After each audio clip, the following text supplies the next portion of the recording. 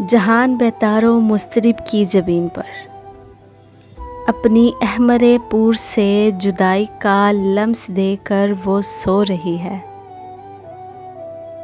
ये फूल जो अब के पत्ती पत्ती बिखर गया है महक रहा था। वो चूड़ियाँ जो खनक रही थी वो टूटती हैं। यकीन की सातों में ओहाम नाचते हैं।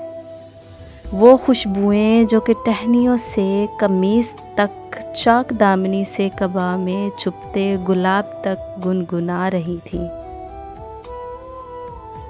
उदास हैं ऐ तायर खुशगुलू, तू क्यों बोलता नहीं है। मैं रात भर तेरी सांस सुनने को जागता हूँ। सपीदा सहर खेज में तेरे दस्त कुदरत की एक जुम्बिश से मेरे सीने में दिल धड़कता है, दिल निकलता है। आड़ी तिरछी लकीरें कागज़ पे खींचता हूँ। ये काफ़िले हैं जो रास्ता भूलकर कहीं पे रुके हुए हैं।